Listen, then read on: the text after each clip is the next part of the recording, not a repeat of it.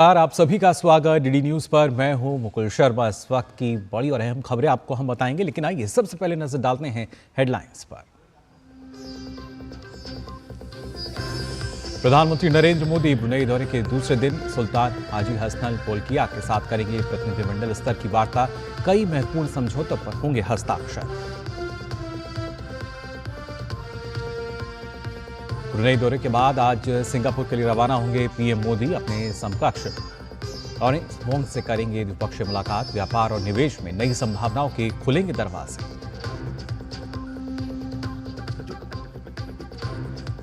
रक्षा मंत्री की अध्यक्षता में लखनऊ में तीनों सेनाओं का पहला संयुक्त कमांडर सम्मेलन। सशक्त और सुरक्षित भारत है सम्मेलन की थीम। सभी सैन्य कमांडरों के साथ सुरक्षा मुद्दों पर होगी महत्वपूर्ण चर्चा। त्रिपुरा के 2 उग्रवादी समूहों के साथ शांति समझौते पर आज दिल्ली में होंगे हस्ताक्षर। केंद्रीय गृह मंत्री अमित शाह और मुख्यमंत्री माणिक साहा रहेंगे मौजूद।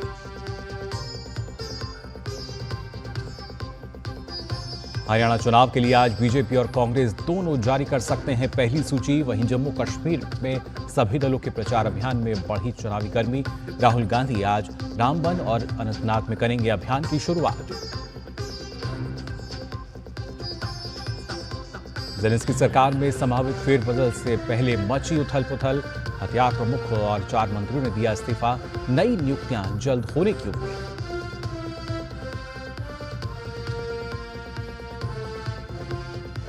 और पेरिस पैरालंपिक में भारत के पास अब तक 20 पदक। अजीत सिंह और शरद कुमार ने सिल्वर तो मुनियप्पन ने कांस्य पदक किया अपने नाम। आज cycling, power lifting, athletics, shooting और तीरंदाजी में भी पदक की उम्मीद।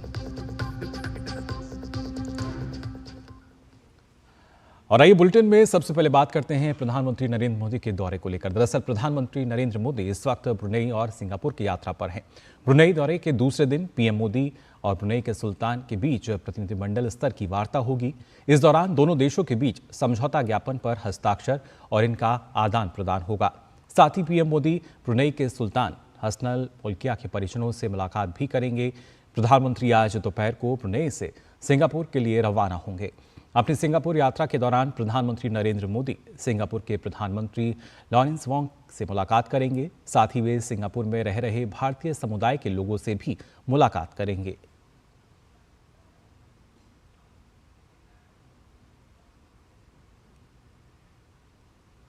इससे पहले जब प्रधानमंत्री नरेंद्र मोदी ब्रुनेई दारुसलाम पहुंचे तो दोनों देशों के बीच एक नई ऊर्जा देखने को मिली। गौरतलब है कि ये किसी भी भारतीय प्रधानमंत्री की पहली द्विपक्षीय यात्रा है। दोनों देशों के बीच राजनयिक संबंधों के 40 वर्ष भी पूरे हो रहे हैं। पीएम मोदी की इस यात्रा से दोनों देशों के बीच संबंधों को नई ऊंचाई पर ले जाने में मदद मिलेगी।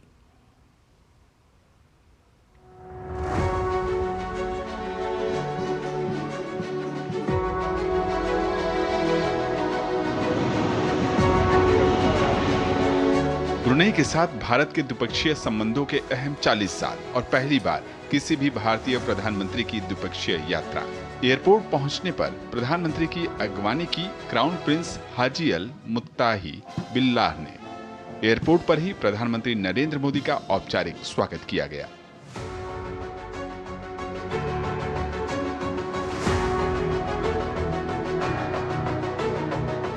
गार्ड ऑफ ऑनर का निरीक्षण करने के बाद प्रधानमंत्री का काफिला जैसे ही होटल पहुंचा, वहां मौजूद प्रवासी भारतीयों में खुशी की लहर दौड़ गई। गर्मजोशी देखने लायक रही। बड़ी संख्या में मौजूद लोगों के अभिवादन को प्रधानमंत्री ने बखूबी स्वीकार किया।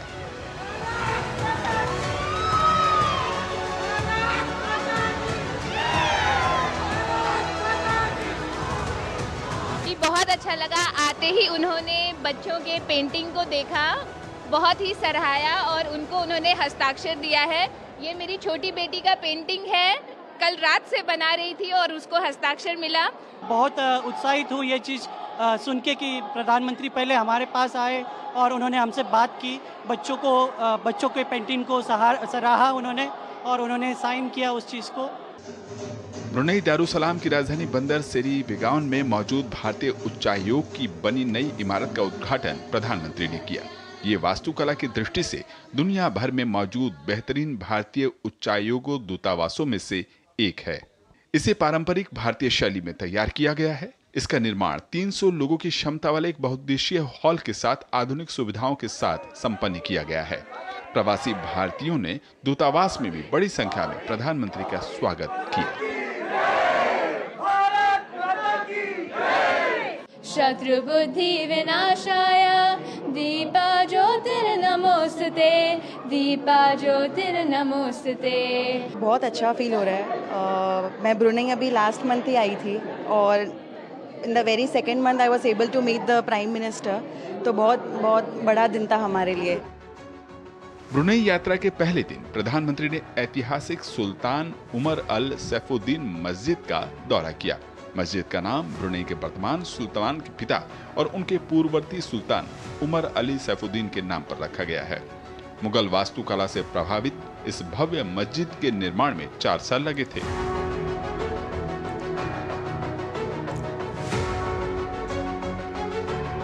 प्रधानमंत्री बुधवार को सुल्तान हाजी हसनन बोल्किया से द्विपक्षीय मुलाकात करेंगे। ब्रुनेई से मुनमुन भट्टाचार्य के साथ bureau report, DD news. PM Modi अपनी यात्रा के दूसरे चरण में आज सिंगापुर पहुंचेंगे। सिंगापुर भारत का पारंपरिक सहयोगी रहा है और भारत में एफडीआई का बड़ा स्रोत भी है। प्रधानमंत्री की सिंगापुर यात्रा से दोनों देशों के बीच आर्थिक और सांस्कृतिक संबंधों को और मजबूती मिलेगी। ब्रुनेई की यात्रा के बाद प्रधानमंत्री नरेंद्र मोदी बुधवार शाम को सिंगापुर का दौरा करेंगे।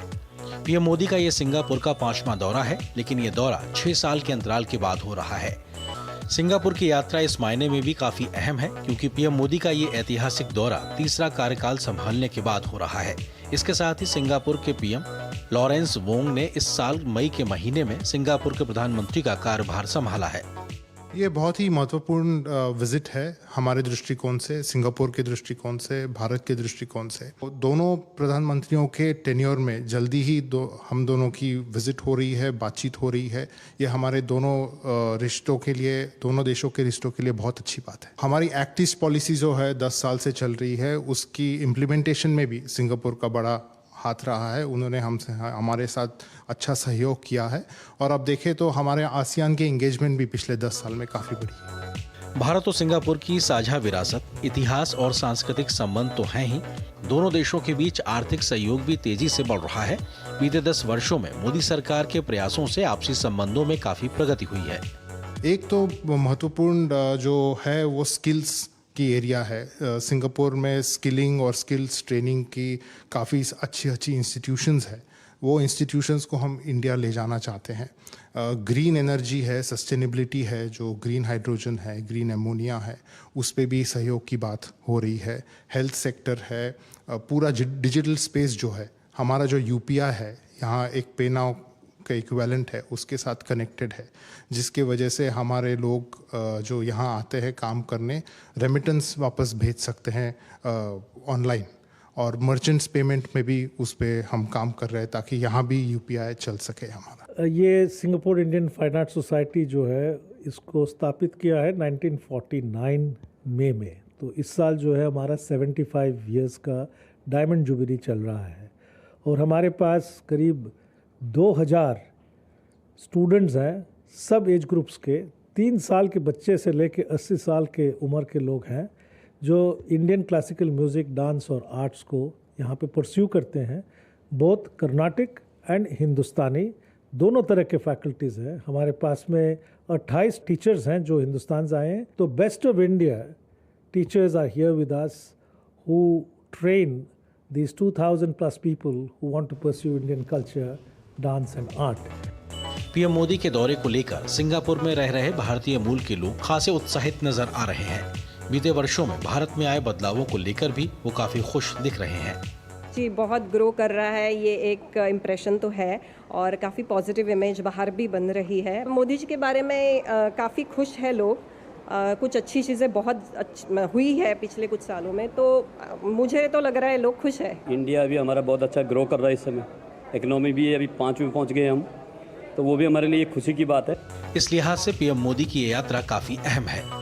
भारत और सिंगापुर के रिश्ते काफी पुराने हैं। दोनों देश बड़े व्यापारिक साझेदार भी हैं। ऐसे में प्रधानमंत्री नरेंद्र मोदी के सिंगापुर दौरे से दोनों देशों के बीच संबंध नई ऊंचाई पर पहुंचने की उम्मीद है। साथ ही साथ दोनों देशों के बीच व्यापारिक रिश्ते और मजबूत होंगे।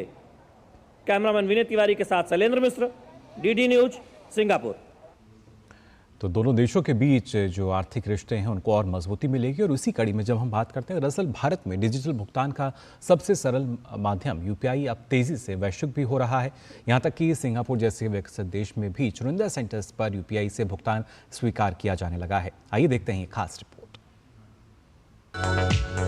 भारत में डिजिटल भुगतान का सबसे सरल माध्यम यूनिफाइड पेमेंट्स इंटरफेस यानी यूपीआई अब तेजी से वैश्विक होता जा रहा है। सिंगापुर जैसे विकसित देश में भी चुनिंदा सेंटर्स पर यूपीआई से भुगतान स्वीकार किया जाने लगा है।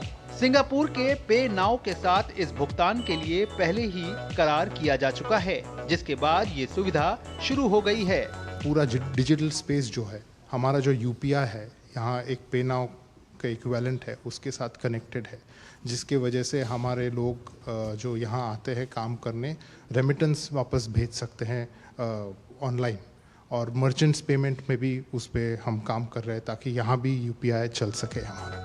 आने वाले समय में सिंगापुर में भारतीय प्रवासियों, विशेष रूप से प्रवासी कामगारों और छात्रों को इस सुविधा का खास फायदा होगा। कस्टमर हैं, बहुत से आते हैं जो यूपीआई यूज़ करते हैं, उनके लिए इजी हो जाता है, फैसिलिटी है, मनी चेंज नहीं करना नहीं पड़ती, सीधा कार्ड पे कर लेते हैं, काफ़ी आसान है यूपीआई। बहुत टूरिस्ट यूज़ कर रहे हैं। बहुत अच्छी बात है कि इस टाइप से ट्रांजैक्शन भी होगा, टूरिस्ट के लिए ईजी होगा, तो उतनी ज़्यादा सेलिंग भी बढ़ेगी। यूपीआई चलता है वो तो हमको पता है, अब उतनी ज़्यादा पहले जैसा नहीं है कि आपको एक्सचेंज करना पड़ेगा, वो आसान हो गया। हम लोग उतना परेशान नहीं होता है, अभी डायरेक्ट यूपीआई से ट्रांजैक्शन हो पाता है, तो एक्सचेंज करने में भी हम लोग को तकलीफ होता था पहले, अभी तो बढ़िया है, अभी कुछ नहीं है, दिक्कत नहीं है। भविष्य में यूपीआई के जरिए सिंगापुर से भारत तुरंत पैसों का हस्तांतरण भी किया जा सकेगा। गौरतलब है कि नेपाल व भूटान सहित कई देशों में पहले से ही यूपीआई से भुगतान स्वीकार किया जा रहा है। इस सुविधा को कई अन्य देशों में भी उपलब्ध कराने के लिए प्रयास हो रहे हैं। तो सिंगापुर के चुनिंदा बाजारों में भी हम देख रहे हैं कि यूपीआई की सुविधा शुरू हो गई है, जिससे भारत से आने वाले जो पर्यटक हैं उनको कोई दिक्कत नहीं होती है, यानी वो यूपीआई के जरिए यहाँ पर सीधे खरीदारी कर सकते हैं। भारत कोशिश कर रहा है कि ज़्यादा से ज़्यादा देश यूपीआई को स्वीकार करें, जिससे भारत से जो लोग दुनिया भर की सैर करते हैं या अपने कामकाज के सिलसिले में जाते हैं, उन्हें कोई दिक्कत का सामना ना करना पड़े। कैमरामैन एसपी दुबे के साथ शैलेंद्र मिश्र, डीडी न्यूज, सिंगापुर। तो जाना आपने कैसे भारत की जो पेमेंट प्रणाली है वो अब ग्लोबल लगातार होती जा रही है। खबरों में आगे बढ़ते हैं। राष्ट्रपति द्रौपदी मुर्मू के महाराष्ट्र दौरे का आज तीसरा और अंतिम दिन है। राष्ट्रपति आज लातूर में उदगीर बुद्ध विहार का उद्घाटन करेंगी। उसके बाद राष्ट्रपति राज्य सरकार की शासन अपालेदारी और मुख्यमंत्री मांझी लड़की बहन योजना के लाभार्थियों की एक सभा को भी संबोधित करेंगी। राष्ट्रपति के तख्त सचखंड श्री हुजूर साहिब नांदेड़ के दर्शन के लिए भी जाएंगी।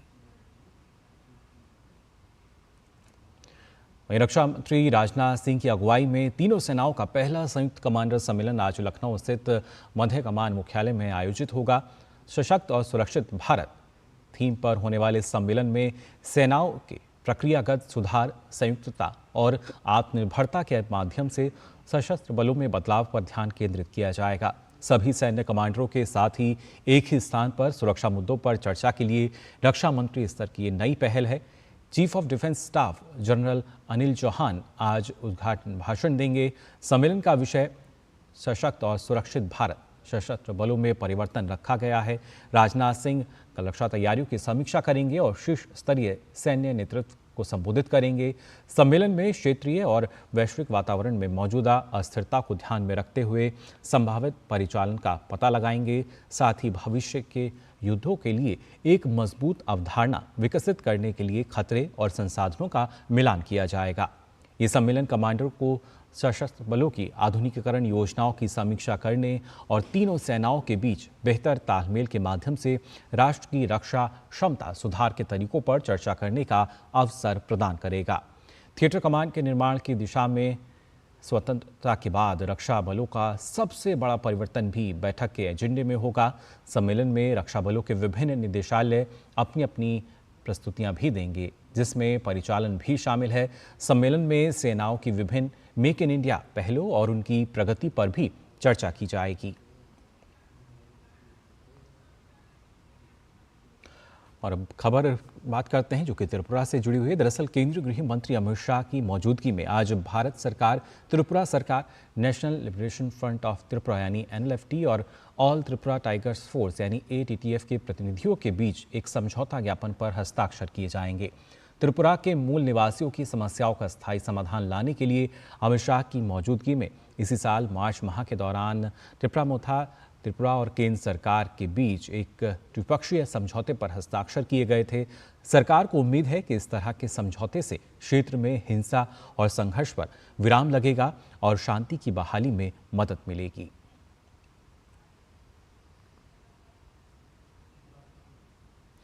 बात करते हैं हरियाणा की, जहां पर लगातार तीसरी बार सरकार बनाने की कोशिश में जुटी बीजेपी ने प्रत्याशियों के नाम पर मंथन का काम पूरा कर लिया है। यहां की सभी अगर 90 विधानसभा सीटों की बात करें तो उसके लिए नामांकन का दौर कल से शुरू होगा। लिहाजा ये तय माना जा रहा है कि आज बीजेपी और कांग्रेस दोनों ही दल अपने प्रत्याशियों की पहली सूची जारी कर सकते हैं। कहा जा रहा है कि पहली लिस्ट में 30 से 40 उम्मीदवारों के नाम हो सकते हैं और लिस्ट जारी करने से पहले आज एक बार फिर से कोर कमेटी की बैठक हो सकती है। वहीं कांग्रेस की अगर बात करें तो हरियाणा में आम आदमी पार्टी के साथ गठबंधन पर बातचीत हो रही है। सीटों पर सहमति को लेकर कांग्रेस और आप नेताओं की आज बैठक होगी। कांग्रेस नेता केसी वेणुगोपाल से आप सांसद राघव चड्ढा मुलाकात करेंगे। वहीं जम्मू कश्मीर विधानसभा चुनाव के पहले चरण के लिए अब प्रचार तेज हो चला है। इस चरण में 18 सितंबर को मतदान होगा। कांग्रेस नेता राहुल गांधी आज रामबन और अनंतनाग जिलों में प्रचार अभियान की शुरुआत करेंगे। आपको बता दें कि जम्मू कश्मीर में 3 चरणों में विधानसभा चुनाव हो रहे हैं। राज्य में 18 सितंबर, 25 सितंबर और 1 अक्टूबर को 3 चरणों में मतदान होगा। राज्य में अनुच्छेद 370 हटने के बाद पहली बार विधानसभा चुनाव हो रहे हैं। इसे लेकर राज्य की जनता भी उत्साहित है।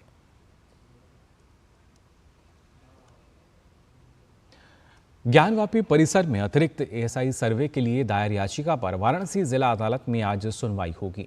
पिछली सुनवाई पर अंजुमन के अधिवक्ता ने कहा था कि पहले ही ASI की रिपोर्ट आ चुकी है, अब अतिरिक्त सर्वे की जरूरत नहीं है। आपको बता दें कि पिछली सुनवाई में बहस पूरी न होने पर अदालत ने इसे जारी रखते हुए अगली सुनवाई के लिए 4 सितंबर की तिथि तय की थी।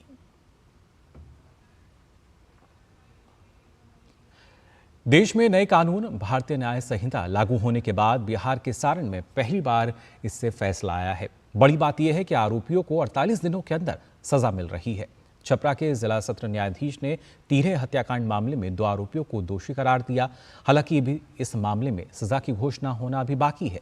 सजा आगामी 5 सितंबर को सुनाई जाएगी। मामले में 15 दिन में चार्जशीट दायर की गई और घटना में कुल 12 लोगों ने गवाही दी। सारण के SP अगर बात की जाए डॉक्टर कुमार आशीष ने कहा कि किस तरीके से इस मामले में काफ़ी बेहतर काम किया गया है और काफ़ी कम समय में अनुसंधान पूरा कर एक मिसाल पेश की गई है। सारण जिले के रसूलपुर थाना अंतर्गत धानाडीह गांव में 17 जुलाई की रात 2 बजे डायल 112 से हमें सूचना मिली थी कि एक ही परिवार के 3 सदस्यों की धारदार हथियार से हत्या कर दी गई है। इसमें जो है त्वरित गति से अनुसंधान को, सभी पहलुओं को, जो भारत के नए कानून हैं BNS, BNSS और BSA, इन सभी के अनुदेशों का अनुपालन करते हुए हम लोगों ने 14 दिनों के अंदर में इसमें स्पीडी चार्जशीट दाखिल करी थी। ये 31 जुलाई की बात थी जिसमें कि हम लोगों ने स्पीडी चार्जशीट इसमें जमा किया और माननीय न्यायालय से इसमें अनुरोध किया गया था कि स्पीडी ट्रायल चला करके इसमें सजा दी जाए। तो माननीय न्यायालय ने इसमें संज्ञान लेते हुए 13 अगस्त से इसमें स्पीडी ट्रायल चलाना शुरू किया था और आज 22वें दिन उन दोनों आरोपियों को दोषी सिद्ध किया है और ये पहली सजा है BNS में जिसको हम लोग देख रहे हैं। और अब बात करते हैं गुजरात की, जहां भारी बारिश का सिलसिला जारी है। बारिश के चलते कई इलाकों में जल भराव हो गया है। मौसम विभाग ने राज्य के कई जिलों के लिए बारिश का येलो अलर्ट भी जारी किया है। इन जिलों की अगर हम बात करें तो कच्छ, बनासकांठा, पाटन, मेहसाणा, साबरकांठा, गांधीनगर, अहमदाबाद, सुरेंद्रनगर, मोरबी, राजकोट, बोटाद, भावनगर, खेड़ा, आणंद, वडोदरा, पंचमहल, छोटा उदेपुर, भरूच, नर्मदा और सूरत। आपको बता दें कि राज्य में बीते कई हफ्तों से हो रही बारिश के बाद से कहीं ना कहीं बाढ़ ने भी भारी तबाही मचाई है। लगातार जल भराव की समस्या हो रही है और वहीं आंध्र प्रदेश की भी अगर बात की जाए तो यहाँ भी कई जिलों में भारी बारिश के बाद बाढ़ जैसी स्थिति बनी हुई है। विजयवाड़ा जिले के कई हिस्सों में भारी बारिश के कारण जल भराव हो गया। प्रशासन द्वारा बचाव कार्य युद्ध स्तर पर चलाया जा रहा है। भारी बारिश से उत्पन्न बाढ़ जैसे हालात से स्थानीय लोगों को काफी दिक्कतों का सामना करना पड़ रहा है।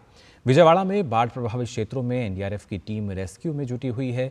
एनडीआरएफ की टीम ड्रोन और हेलीकॉप्टर के जरिए दूध, पानी, बिस्किट जैसी खाद्य सामग्री बाढ़ प्रभावित इलाकों तक पहुंचा रही है। इसके साथ ही तेलंगाना की भी अगर बात की जाए तो कई हिस्सों में यहां भी बारिश के बाद से बाढ़ जैसे हालात हैं। खम जिले के करुणागिरी गांव में बाढ़ जैसी स्थिति बनी हुई है। बाढ़ का पानी गांव में घुस जाने के बाद से आम जनजीवन अस्त व्यस्त हो गया। वहीं राज्य भर में भारी बारिश से जुड़ी घटनाओं में अब तक 16 लोगों की मौत हो चुकी है और कई लोगों के बह जाने की संभावना जताई गई है। राज्य भर में 110 राहत शिविर लगाए गए हैं और 4000 से अधिक बाढ़ पीड़ितों को सुरक्षित स्थान पर विस्थापित किया गया है। भारी बारिश के कारण 5000 करोड़ से ज्यादा की संपत्ति का नुकसान हुआ है। एनडीआरएफ और स्थानीय प्रशासन युद्ध स्तर पर राहत और बचाव कार्य में जुटा हुआ है। राज्य सरकार प्रत्येक प्रभावित परिवार को तत्काल सहायता के रूप में 10,000 और मृतक के परिजनों को 5-5 लाख रुपए आर्थिक मदद देगी। इस बीच मौसम विभाग ने कई जिलों में बारिश की संभावना भी जताई है। वहीं भाजपा नेता पोंगलेटी सुधाकर रेड्डी ने राज्य सरकार पर राहत और बचाव कार्य में विफल होने का आरोप लगाया। State government failed in their duty to come to the rescue of to come to the facilitate who are facing the hardships. I am requesting still the government has to appoint a special officers with a special mechanism for the assist. Now also damage control should be happened. Spam call और messages पर अंकुश लगाने के लिए दूरसंचार सेवा प्रदाताओं ने 50 से अधिक संस्थाओं को ब्लॉक कर दिया है और करीब 2.75 लाख से ज़्यादा मोबाइल नंबर्स और अन्य दूरसंचार संसाधनों के उपभोक्ताओं के कनेक्शन बंद कर दिए हैं। भारतीय दूरसंचार विनियामक प्राधिकरण यानी ट्राई ने पिछले महीने सभी दूरसंचार सेवा प्रदाताओं से अपंजीकृत प्रेस को और टेलीमार्केटर्स के प्रमोशनल वॉइस कॉल को तुरंत रोकने के कड़े निर्देश दिए थे।